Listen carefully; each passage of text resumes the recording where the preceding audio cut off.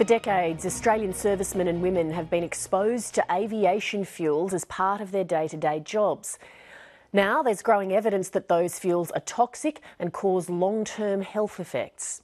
Former Army, Navy and Air Force personnel are demanding that Defence look beyond the small group it admits were harmed by the now infamous F-111 deseal reseal project and investigate far more broadly.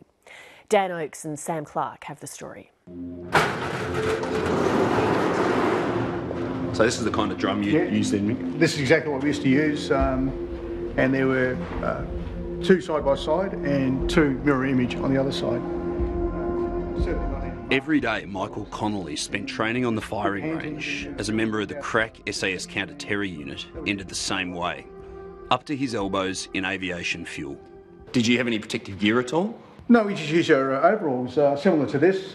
This is actually a pair that were issued, and that was it. No gloves, you just roll your sleeves up and get on with it.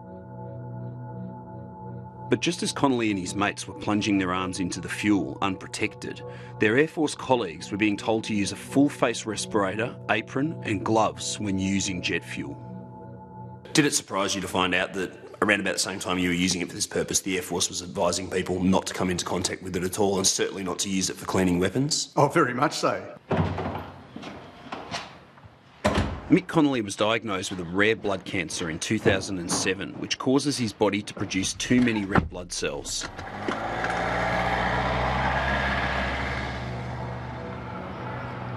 The only treatment is to regularly drain his blood, so today he's making the 140-kilometre round trip to Perth for the procedure.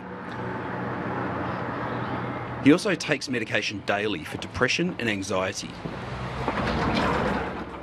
Now, how have you been? Well, the night sweats kicked in Tuesday. Okay. And then I get soaked from the crutch area right up into the neck.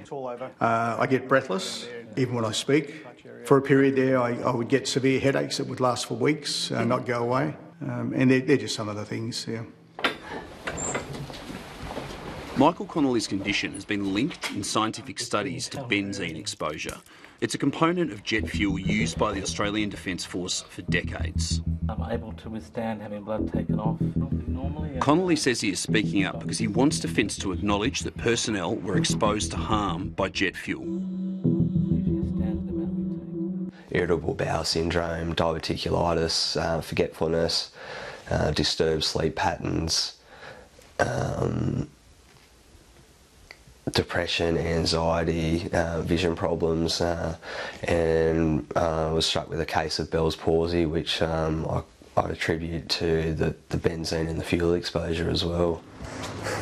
Hey Coop, you go down the park, go on the swing, I'm playing the swing man. Peter Jackson served in the Royal Australian Air Force and came into frequent contact with jet fuel.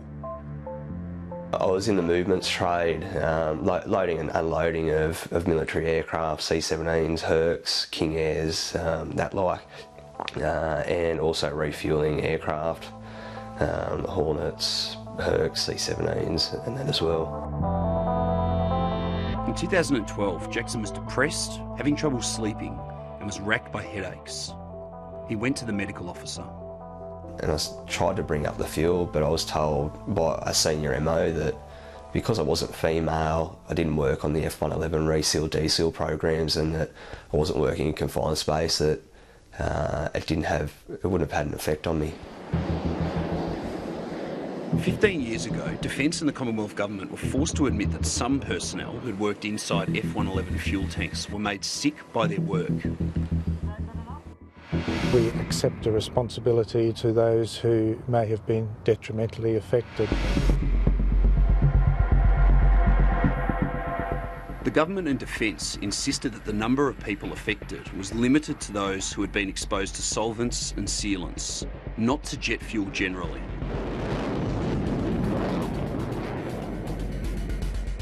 But in 2006, Dr. Sam Brucey found that jet fuel may also have been a problem. He recommended that workplace safety procedures be urgently examined and a central register be set up to monitor exposure to toxic chemicals. How crucial is that type of monitoring? Well, I see it as very crucial in the sense that it's almost a moral obligation that you don't forget about the people that have served you and your country. So yes, I believe it's important, and I would urge the proper structures be set up in order to do so. To date, no such register has been established, but a study released by Defence this year confirmed his concerns. The study found that jet fuel is toxic to the body's cells. The author also recommended further research be done into the health of personnel who have been exposed to fuels of any type. This opens up the possibility that thousands of Defence Force personnel have been exposed to harm as a result of their work with toxic jet fuel. Kathleen Henry's husband Alan was an aircraft electrician for 20 years. He worked at the RAAF's Research and Development Unit and on the now infamous F-111 program. Kathleen also worked on the base.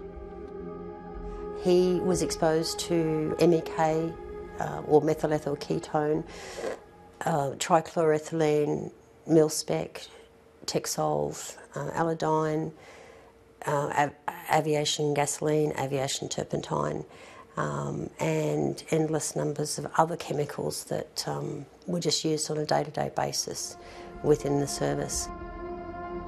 Alan Henry died in 2008 while battling the Department of Veterans' Affairs, which initially refused to acknowledge that his leukaemia was caused by exposure to jet fuel. 18 months after he died, Veterans Affairs finally conceded its mistake. So, Kathleen, can you explain to me what this document is? Certainly, this is a letter from the Department of Veterans Affairs, and in it they have made a decision that Alan's acute myeloid leukaemia was caused by his exposure to benzene in aircraft fuels. But the recognition came in 2009, a year and a half too late for Kathleen's husband. He died heartbroken that he knew the cause, he knew the reason, he wanted to make sure that I would get looked after in the future, and because of that denial, he couldn't be confident that I was going to get help. And he felt like he had completely failed me and the family. Now 730 can reveal that 2 former Army officers made Defence aware of the dangers of aviation fuel starting over 30 years ago. And the big tanks I'm talking about, we get in there and we'd be cleaning, it'd be the fuel residue. Mark McKeon was in charge of the Army's Petroleum Operation Unit in the early 1990s. He was sent to the UK to do the Petroleum Officers course and says the British soldiers were shocked when he told them it was common practice for Australian soldiers to climb into fuel tanks to clean them. They were very specific. They were specific in the fact that the carcinogens in fuel, particularly aviation fuel, made it absolutely risky to get inside a tank and expose, because you can't suit people up with the correct cleaning equipment, and that was certainly their view. McKeon says he returned to Australia and urged his bosses to change practices, but he was ignored.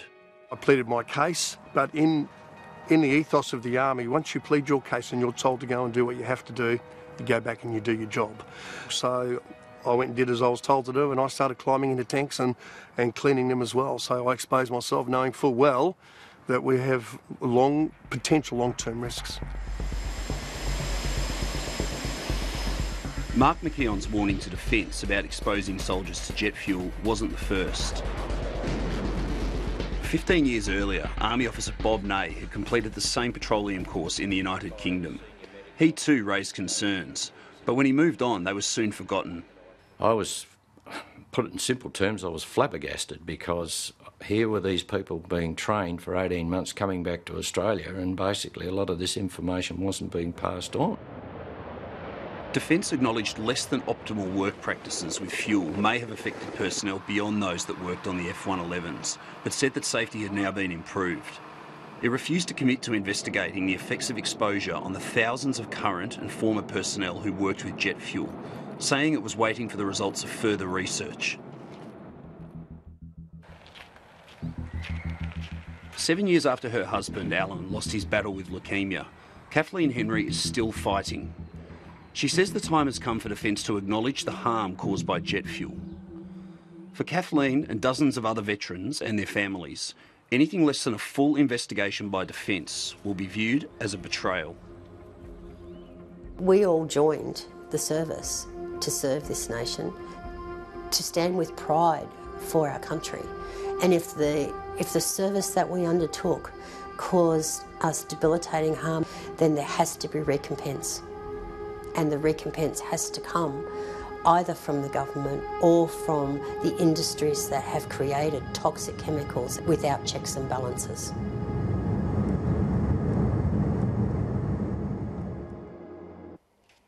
Dan Oakes and Sam Clark reporting.